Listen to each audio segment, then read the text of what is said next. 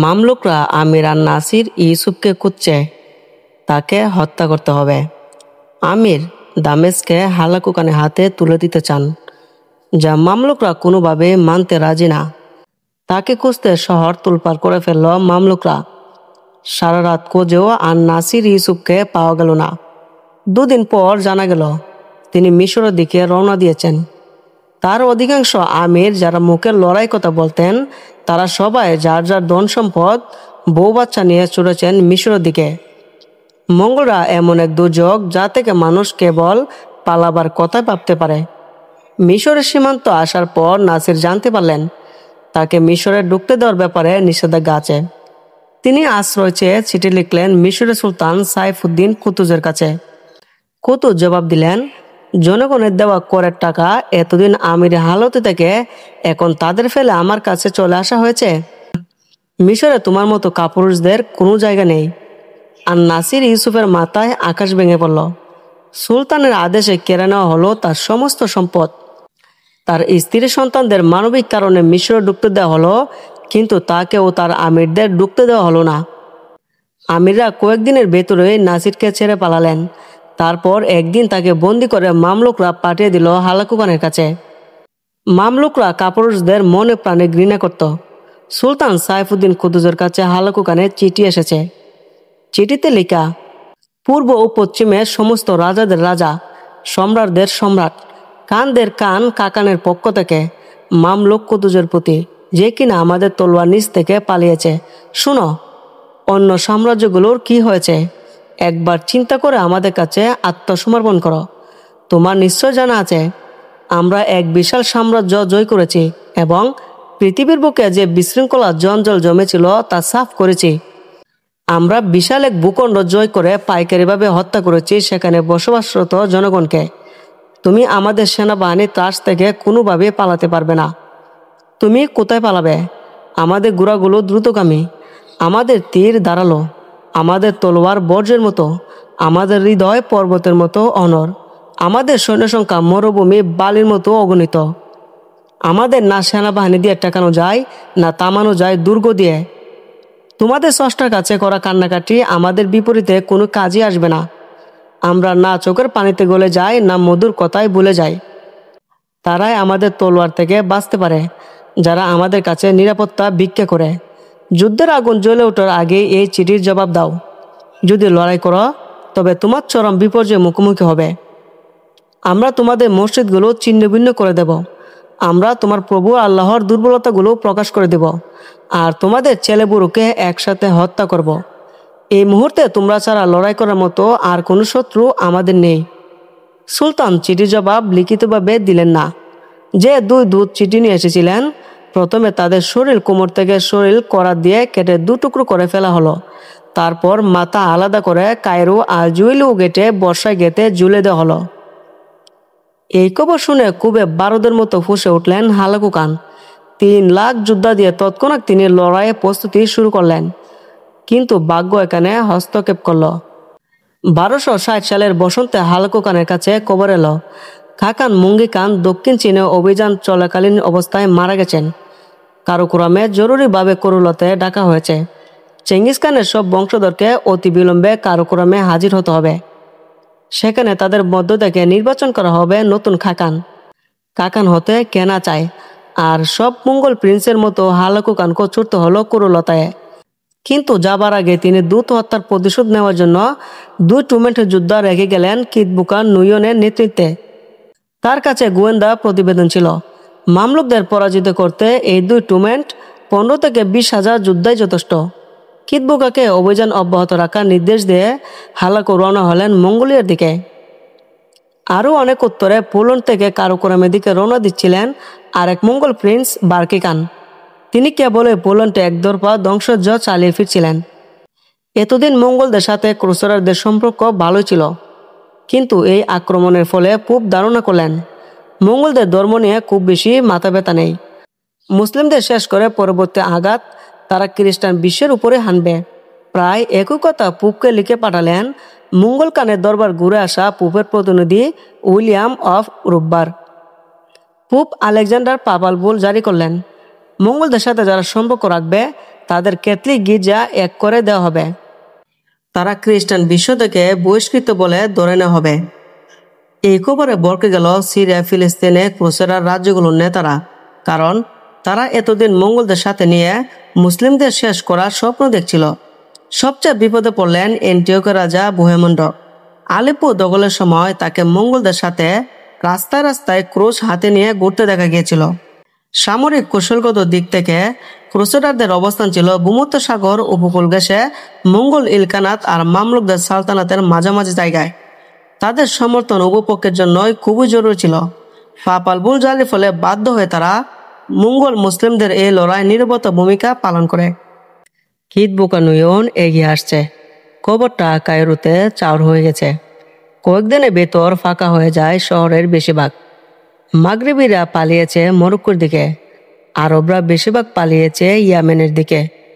শহরে গেরিসনে থাকা মামলুক সৈন্যরা ছাড়া তেমন কেউ নেই। আলেম উলামারাও নিস্তব্ধ। কায়রোর পতন যে নিশ্চিত তাতে কারো সন্দেহ নেই। অতি আশাবাদীরাও চিহ্নিত হয়ে পড়েছেন। এর আগে মঙ্গলদের দূত হত্যার সাহস দেখিয়েছিলেন কাওরজম শাহ আলাউদ্দিন মোহাম্মদ। তার পরিণতি হয়েছিল ভয়ঙ্কর। একই কাজ করেছেন মামলুক সুলতান সাইফুদ্দিন কুতুজ।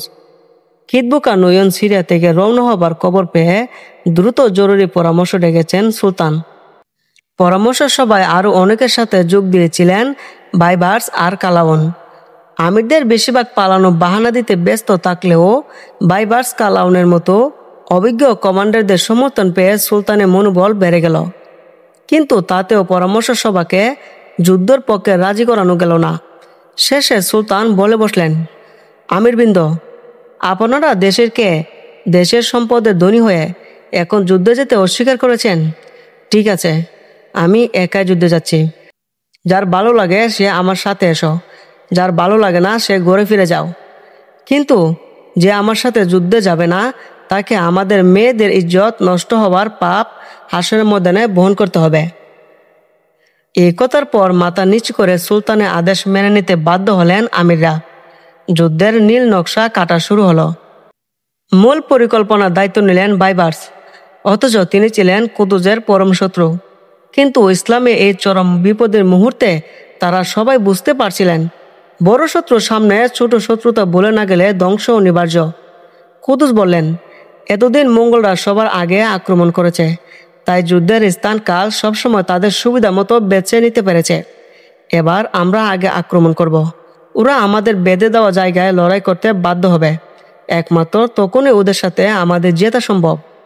বাইবার্স সিরিয়া ফিলিস্তিনে ছিলেন অনেক বছর। তিনি পরিকল্পনা করলেন, মঙ্গলদের বিরুদ্ধে মঙ্গলদের কৌশলে লড়াই করা হবে। তাদের টেনে আনা হবে সিরিয়া মরুভূমির ভেতর দিয়ে ফিলিস্তিনে। সেখানে তাদের ধোঁকা দিয়ে নিয়ে আসা হবে পাহাড়ি অঞ্চলে। সেখানে মঙ্গলরা অ্যাবেল পেইং ট্যাকটিসে ব্যবহার করতে পারবে না। এ সময় মিশরের বিজ্ঞানীরা নিয়ে এলেন নতুন এক অস্ত্র, মিদফ, মধ্যযুগীয় হ্যান্ড ক্যাননের আদিপুরুষ। এটা দিয়ে বলি ফায়ার করে আগুন ধরে দেওয়া যায়, বিকট শব্দ সৃষ্টি করা যায়। মিদফা ব্যবহারের দায়িত্ব দেওয়া হলো একটা ইউনিটকে। ঠিক করা হলো সিনাই উপদ্বীপ দিয়ে সিরিয়া ঢুকে কিতবুকার বাহিনীকে ফিলিস্তিনের পাহাড়ি অঞ্চল নাজারেকে নিয়ে আসা হবে। তাদের চ্যালেঞ্জ করা হবে সেপ্টেম্বরের তীব্র গরমে, যখন মঙ্গল গোড়ারা আরবের উত্তাপে হাঁপাতে শুরু করবে। আগস্টে মাঝামাঝি বাহিনী নিয়ে বেরিয়ে পড়লেন সুলতান সাইফুদ্দিন কুতুজ। এই যুদ্ধ ইসলামের ইতিহাসে বদর যুদ্ধের মতোই গুরুত্বপূর্ণ। হয় তারা জিতবে, না হয় ইসলাম নিশ্চিহ্ন হয়ে যাবে পৃথিবীর বুক থেকে। কিতবুকা বাহিনী দূর থেকে আতশ কাজ ফেলে দেখতে পেরেছে গোয়েন্দারা, আর মঙ্গলরা তাদের দেখতে পেয়েছিল খালি চোখে। মঙ্গলরা খালি চোখে প্রায় 10 কিলোমিটার পর্যন্ত দেখতে পায়। মঙ্গলদের দেখে গেছে শুনে বাইবার্স তার বাহিনী দেখে ফিরে হুঙ্কার দিয়ে উঠলেন, আগাও। মঙ্গলদের মুখোমুখি হওয়া মাত্রই প্রবল এক ক্যাভালরি চার্জ করে বসলো বাইবার্সের বাহিনী। মঙ্গলদের চূড়া তীরে কিছু মামলুক সবার শহীদ হয়ে গেলেন। দ্রুত কাউন্টার অ্যাটাকে গেল মঙ্গল বাহিনী। বাইবার্স ঘোড়া ফিরে পিছু হটে গেলেন। আরবি ঘোড়ার সাথে দৌড়ে পারা মঙ্গল ঘোড়ার কাজ নয়। কিতবুকা বাইবার্সকে ধরতে পারলেন না। একটু পর বাইবার্স আবার এক ক্যাভালরি চার্জ শানালেন। আবার পিছু দাওয়া করলেন কিতবুকা। আবারও ফসকে গেল বাইবার্স। এভাবে বেশ কয়েক দফা আক্রমণ পাল্টা আক্রমণের পর বিরক্ত হয়ে কিতবুকা সিদ্ধান্ত নিলেন বাইবার্সকে তাড়া করে ধরবেন, তারপর শেষ করে ক্ষান্ত হবেন। ধারে কাছে কোথাও আর কোনো মুসলিম ফৌজও দেখা যাচ্ছে না। তাই এই সিদ্ধান্ত নিতে কিতবুকা খুব বেশি দ্বিধায় ভুগতে হয়নি। বাইবার্স মঙ্গলদের টেনে নিয়ে গেলেন আইনজালুতের পাহাড়ি এলাকায়। বেশ উঁচুতে পৌঁছানোর পর হঠাৎ গোড়ার লাগাম ঘুরে কিতবুকার মুখোমুখি হলেন তিনি। কিতবুকা বিকট গর্জন করে মামলুকদের দিকে এগোতে লাগলেন, কিন্তু তার হিসাবে একটা ভুল হয়ে গেল। পেছন থেকে তাকে ঘিরে ফেলেছিল সুলতান কুতুজ। বাইবার্সের বাহিনী আসলে মামলুকদের মূল বাহিনী একটা অংশ মাত্র। মূল বাহিনী আছে সুলতান কুতুজের সাথে। কিতবুকা বুঝে গেলেন তাকে ফাঁদে ফেলা হয়েছে। তার সঙ্গে জেনারেলরা জিজ্ঞেস করলেন কি করা যায়। কিতবুকা বললেন আর পিছু হটার উপায় নেই, শেষ নিঃশ্বাস পর্যন্ত লড়াই করে মরতে চাই। খান দীর্ঘজীবী হন। বীর বিক্রমে মঙ্গলরা ঝাঁপিয়ে পড়ল মামলুকদের উপর, কিন্তু 3 দিক থেকে ঘেরা হয়ে যাওয়ায় তারা টেকটিক্যাল দিক থেকে কোনো সুবিধা পাচ্ছিল না। কোনো ক্লাসিক্যাল মঙ্গল ট্যাকটিক্সে এই ধরনের নেরু রেনে কাজ করে না, ফলে যুদ্ধ পরিণত হলো রক্তাক্ত হাতাহাতির লড়াইয়ে। কিতবুকার প্রচণ্ড হামলায় মামলুকদের লেফট উইং ভেঙে গেল, প্রচুর মামলুক ফারিস শহীদ হয়ে গেল। এক পর্যায়ে মনে হতে লাগলো লেফট উইং ঘুরিয়ে দিয়ে কিতবুকা ভিড়ে যাবে। পাহাড়ের একটু উপরে নিজের ব্যক্তিগত ইউনিট নিয়ে যুদ্ধ পর্যবেক্ষণ করেছিলেন সুলতান। যুদ্ধের এই বিশৃঙ্খল অবস্থায় ওয়া ইসলামা আমার ইসলাম বলে হুঙ্কার দিয়ে নিজের শিরস্ত্রাণ ছুঁড়ে ফেলে লেফট উইংয়ে ছুটে গেলেন তিনি। লড়াইয়ে ভয়ঙ্করতম জায়গায় কোনো দেহরক্ষী ছাড়া বীর বিক্রমে লড়েছিলেন কুতুজ। সুলতানের বীরত্বে উজ্জীবিত হয়ে নতুন করে লড়াই শুরু করলো পুরো বাহিনী। সুলতানের মরু সাইমনের মতো তলোয়ার চালাচ্ছিলেন আর চিৎকার করেছিলেন, হি আল্লাহ, তোমার গোলাম এই কুতুজকে আজকে বিজয় করো। কিতবুকা মরিয়া হয়ে শেষবারের মতো ঘুরে দাঁড়াতে চেষ্টা করলেন। দুর্দান্ত এক ক্যাভালরি চার্জ করে তার বাহিনী মামলুকদের ফরমেশন কয়েকটি জায়গা ভেঙে ফেলল। তারপর আরও একটি চার্জ করে ফরমেশন পুরোপুরি ভেঙে দিয়ে এগিয়ে এলো। এ সময় মৃদুফা ইউনিট দফায় দফায় হ্যান্ড ক্যাননের বিস্ফোরণ ঘটালো। আগুনে হুলকা আর তীব্র আওয়াজে বরকে গিয়ে উল্টে গেল মঙ্গল গোড়া। এবার অল আউট এসলেটর নির্দেশ দিলেন সুলতান কুতুজ। এই হামলা সহ্য করার ক্ষমতা মঙ্গলদের ছিল না। 1260 সালে সেপ্টেম্বর মাসে 3 তারিখ বিকেল নাগাদ আইনজালুতের ময়দানে ভরে গেল মঙ্গলদের লাশে ভরা ময়দানের মাঝামাঝি দেখা যাচ্ছিল সাইফুদ্দিন কুতুজ সেজদায় পড়ে আছেন। আইনজালুত পৃথিবীর ইতিহাস বদলে দেওয়া একটি লড়াই। আপাত দৃষ্টিতে মাঝারি আকারে একটা যুদ্ধ হলেও এর মনস্তাত্ত্বিক প্রভাব ছিল বিশাল। এই যুদ্ধের মাধ্যমে মুসলিমরা প্রথমে বুঝতে পারে মঙ্গলরা অপরাজয় নয়। মারাত্মকভাবে ভেঙে যায় মঙ্গলদের আত্মবিশ্বাস। ঠিক উল্টোটা ঘটে মুসলিমদের ক্ষেত্রে। সুলতান কুতুজের নির্দেশে যুদ্ধের পর পালিয়ে যাওয়া মঙ্গলদের ইরাক সীমান্ত পর্যন্ত তাড়িয়ে নিয়ে যায় বাইবার্স। সিরিয়া থেকে ইরান পর্যন্ত যত মঙ্গল গ্যারিসন আছে সব খালি করে পালাতে থাকে হালাকু খানের সেনারা। আইনজালুতের যুদ্ধের মাধ্যমে আরেকটা বিষয় স্পষ্ট হয়ে যায়, মুসলিম উম্মাহর নেতৃত্ব দেওয়ার মতো কোনো আরব রাজনৈতিক সামরিক শক্তি আর অবশিষ্ট নেই। নেতৃত্ব চলে গেছে তুর্কি মামলুকদের হাতে। ইনশাল্লাহ বাকি আলোচনা করব পূর্বে। অবশ্যই আমার চ্যানেলটি ভালো লাগলে লাইক সাবস্ক্রাইব করতে ভুলবেন না।